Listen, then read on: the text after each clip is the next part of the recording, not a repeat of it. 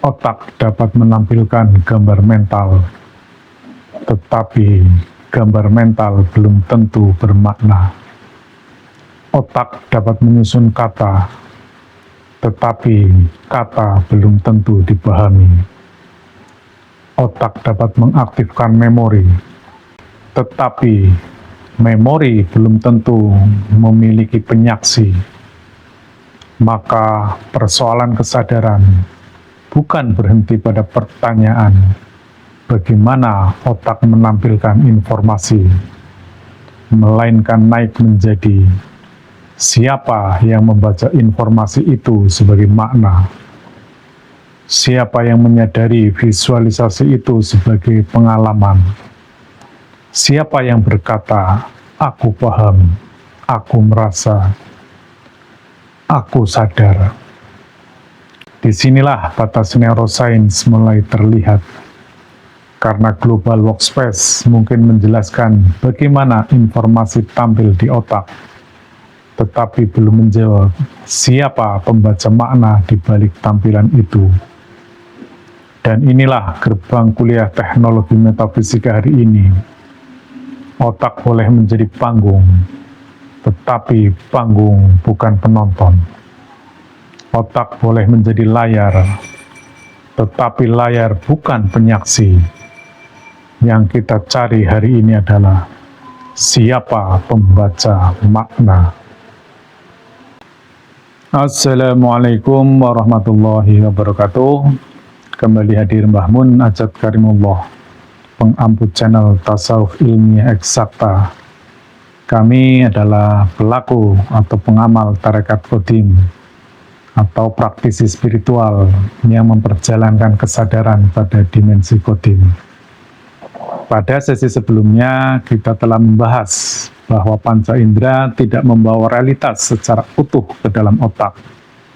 Yang masuk ke sistem saraf hanyalah sinyal, cahaya, getaran, tekanan, aroma, dan rasa. Semuanya dikonversi menjadi impul listrik dan diproses oleh jaringan neuron. Hari ini kita tidak lagi berhenti pada proses itu. Kita naik ke tahap berikutnya. Bagaimana otak membangun visualisasi mental? Dalam perspektif neuroscience, salah satu teori penting yang menjelaskan proses ini adalah Global Workspace Theory. Secara sederhana, teori ini menggambarkan bahwa informasi yang cukup kuat, relevan, dan terpilih oleh sistem perhatian akan disebarkan secara luas ke berbagai jaringan otak. Informasi itu kemudian menjadi tersedia di memori, baik dalam bentuk bahasa, penilaian, keputusan, maupun tindakan. Dengan bahasa sederhana, otak seperti memiliki sebuah panggung kerja global. Banyak informasi masuk, tetapi tidak semuanya tampil. Hanya informasi tertentu yang naik panggung, lalu dapat digunakan oleh sistem lain di dalam otak. Ini penjelasan yang sangat penting. Namun, dalam kuliah teknologi metafisika, kita tidak boleh berhenti di situ. Sebab panggung global hanya menjelaskan bagaimana informasi itu tersedia. Bukan siapa yang memahami informasi itu. Informasi yang tampil belum otomatis menjadi makna. Sebuah gambar bisa muncul di layar, tetapi layar tidak memahami gambar. Sebuah teks bisa tampil di monitor, tetapi monitor tidak membaca teks. Sebuah suara bisa keluar dari speaker, tetapi speaker tidak memaknai suara. Demikian pula otak dapat menampilkan visualisasi mental, tetapi pertanyaannya, siapa yang membaca visualisasi menjadi makna? Dalam kerangka tasawuf ilmiah eksakta, makna tidak cukup dijelaskan oleh neuron. Makna muncul karena ada interaksi antara akal, naluri biologis, kolbu, dan ruh. Akal menyusun konsep, naluri memberi dorongan biologis, otak menampilkan visualisasi, tetapi kolbu membaca nilai dan makna, ruh memberi cahaya kesadaran dan penyaksian. Maka kesadaran bukan hanya soal informasi tampil di otak. Kesadaran adalah ketika informasi itu dibaca, dimaknai, disaksikan, dan diarahkan. Disinilah kita menemukan batas penting. Global Workspace menjelaskan panggungnya, tetapi Tarekat Qadim bertanya tentang penyaksinya. Dan dari pertanyaan inilah kita masuk ke inti pembahasan.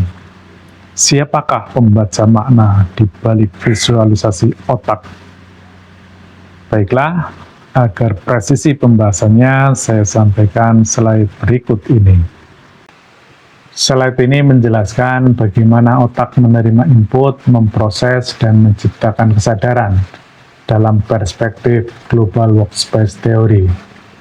Misalnya, bagaimana ketika panca indera kita membaca input dari dunia nyata berupa mobil berwarna merah, kemudian menghasilkan persepsi. Persepsi ini diolah melalui pertama, yaitu batang otak sebagai saklar kesadaran yang mengatur keadaan dasar kesadaran. Kemudian diteruskan ke talamus sebagai pusat relay informasi. Fungsinya adalah menyaring dan meneruskan informasi sensorik dari tubuh ke seluruh otak. Jadi ini fungsinya sebagai gerbang informasi. Kemudian di dalam cerebral atau korteks ini adalah sebagai ruang kerja global yang mengolah informasi menjadi pengalaman sadar, persepsi, ide, emosi, memori, dan rencana tindakan. Sehingga manusia dapat memberikan pertimbangan berupa tindakan, apakah dia akan memutuskan untuk menyeberang atau tidak. Simpulan dari slide ini bahwa ketika informasi dari dunia masuk, maka batang otak menjaga kita terjaga. Kemudian talamus menyaring dan meneruskan ke cerebral untuk mengolah di ruang kerja global, sehingga terbentuk persepsi, ide, emosi, dan selanjutnya kita memutuskan untuk bertindak atau tidak bertindak. Untuk melengkapi pemahaman tentang Global Workspace Theory, saya sampaikan slide terkait 3 sumber pembentukan gambar mental. Bahwa manusia dapat membentuk gambar mental dari 3 sumber utama. Yang pertama adalah melalui pengamatan langsung. Makna berasal dari pengalaman langsung melalui panca indera. Mata menangkap gambar kucing dalam bentuk cahaya, kemudian diolah menjadi impul listrik dan diproses oleh otak. Dan di dalam otak muncul gambar mental itu kucing berdasarkan pemahaman, pengalaman yang ada di dalam memori otak itu. Maka terbentuklah makna, oh ini kucing.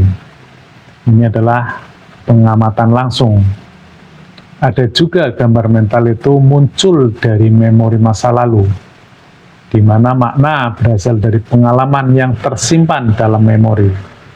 Tidak ada objeknya, tidak ada cahayanya, namun gambar tetap muncul. Jadi, dia mengambil dari memori yang tersimpan sebagai pola informasi. Pola tersebut kemudian diaktifkan kembali dan prosesnya seperti ini.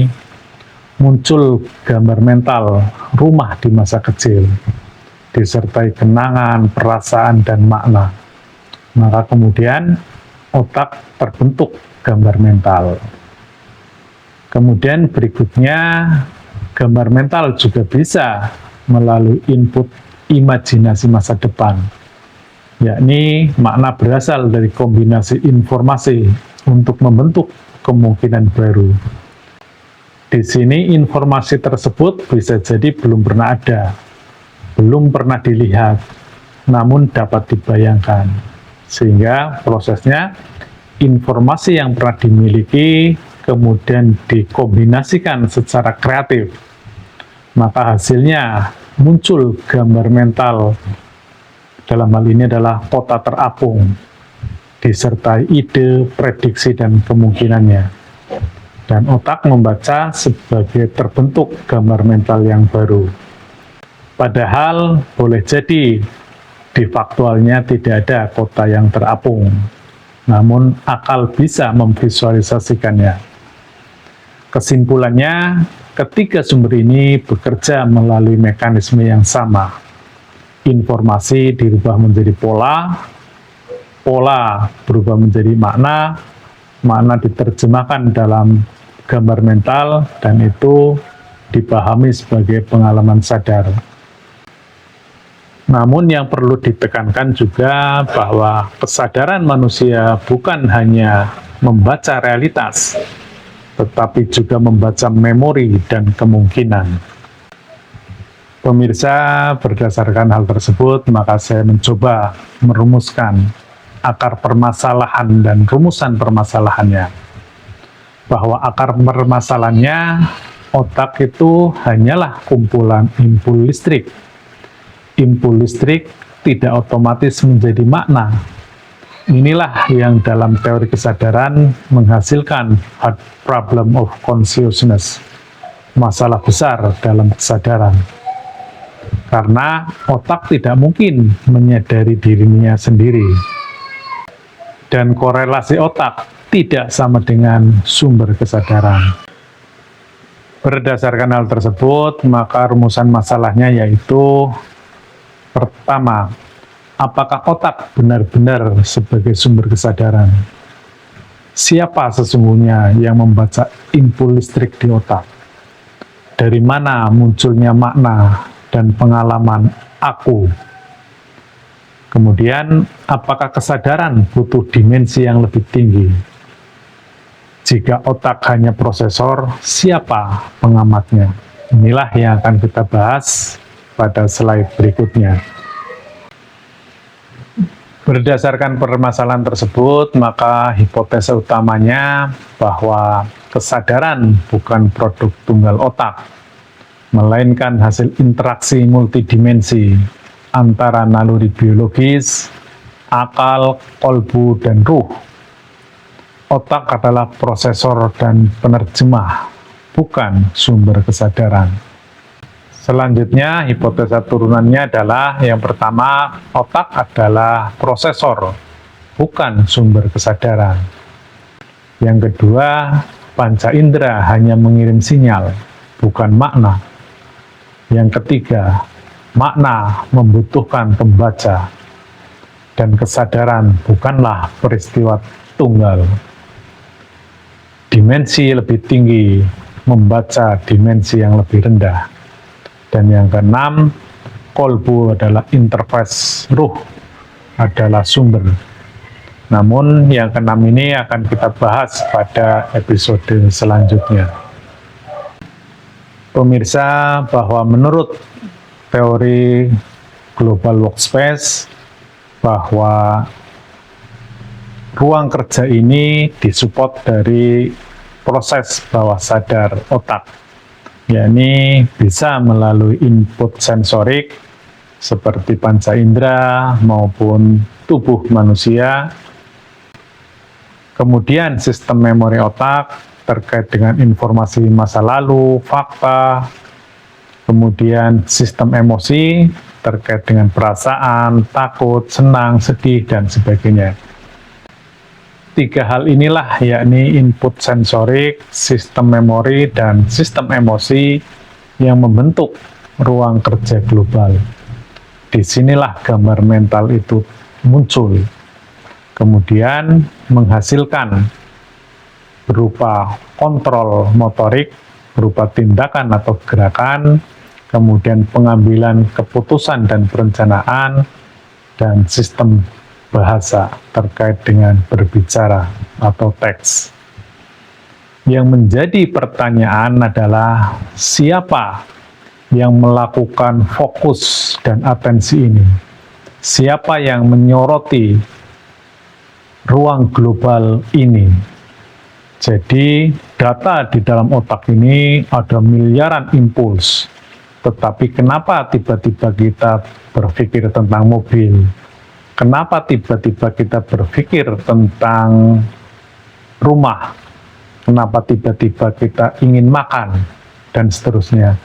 Ini siapakah yang mempunyai fokus, yang mempunyai atensi, yang memberikan sorotan utama sehingga ruang kerja global ini menampilkan gambar mental tersebut. Dan dalam perspektif Tarekat Qadim, kami menyampaikan hipotesa bahwa tidak mungkin ini dilakukan oleh otak secara individual. Namun ada sesuatu yang lebih tinggi dimensinya dari otak. Itulah yang namanya jiwa, atau self, atau diri, atau nafas. Ia bisa memerintahkan otak untuk melakukan atau tidak melakukan. Agar lebih jelas lagi, mari kita buktikan. Namun yang wahyu kita akan bahas di sesi berikutnya. Kita akan bahas tentang fenomena apa itu mimpi dan mati suri atau near death experience. Inilah fakta sains terkait dengan mimpi dan mati suri. Bahwa yang pertama, sains modern menyatakan bahwa saat tidur Anda kehilangan respons terhadap lingkungan. Tetapi Anda tidak kehilangan kemampuan mengalami sesuatu atau awareness. Kemudian menurut filsuf kontemporer dan ilmuwan kognitif yaitu Prof. Amir Said menyatakan bahwa mimpi adalah bukti nyata dari kesadaran murni tanpa input data eksternal. Anda tetap sadar merasakan takut dikejar monster, melihat warna, dan mendengar suara di dalam mimpi, meskipun tubuh fisik Anda diam membeku di atas kasur.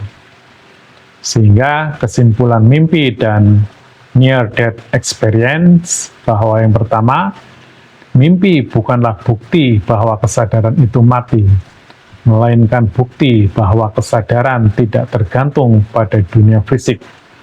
Saat tidur, kesadaran Anda mencabut kabelnya dari panca indera luar, lalu masuk ke dalam bioskop internal yang diproyeksikan oleh data-data di dalam otak. Otak menyediakan data memorinya, tetapi kesadaran Anda yang mengalami dan merasakan mimpi tersebut. Kemudian dalam studi kasus mati suri, bagaimana orang yang otaknya dinyatakan mati total atau flatline justru mengalami mimpi atau perjalanan yang jauh lebih nyata dari realitas biasa. Hasil penelitian dalam jurnal ilmiah, 80% orang yang mengalami near-death experience itu berjalan di sebuah lorong, kemudian bertemu cahaya sebelum akhirnya dia hidup kembali. Dari dua peristiwa ini sudah sangat jelas siapakah sesungguhnya yang sadar. Ternyata dalam keadaan tidur, bahkan dianggap sudah mati pun, orang masih bisa mengalami kesadaran. Pemirsa pemerhati tasawuf ilmiah eksakta, slide ini sebagai rangkuman penting dari berbagai perspektif, yakni bahwa otak bukan sumber kesadaran. Otak memang sangat penting, otak memang bekerja, otak memang aktif, tetapi otak bukan sumber terakhir dari kesadaran manusia.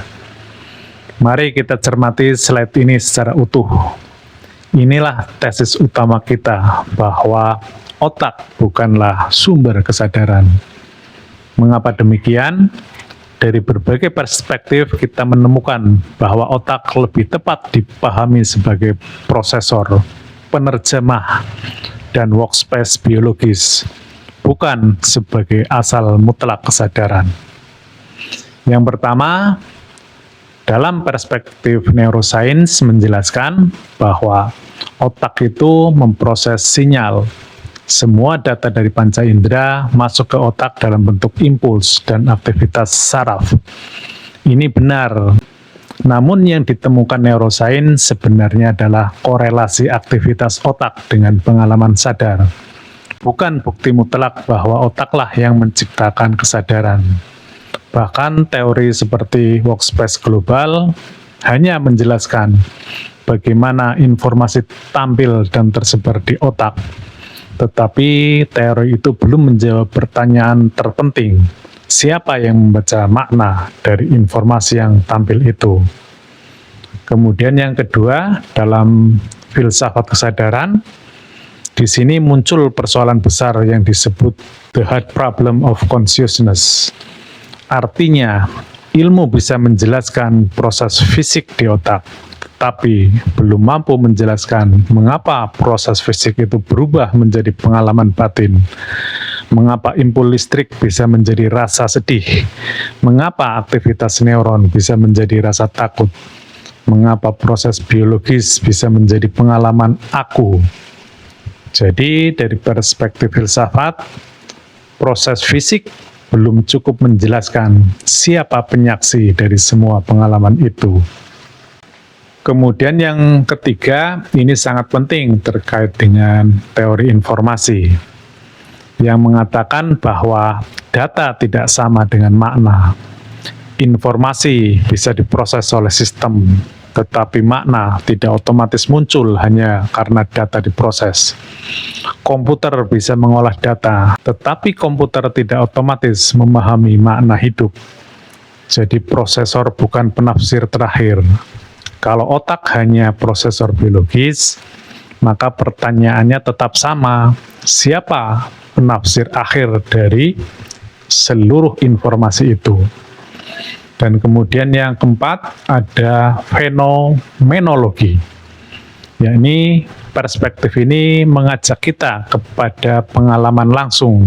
Yang paling pasti dalam hidup ini bukanlah teori, bukanlah neuron, tetapi fakta bahwa aku mengalami. Saya sadar bahwa saya melihat, saya sadar bahwa saya berpikir, saya sadar bahwa saya merasakan. Bahkan otak itu sendiri baru diketahui karena disadari.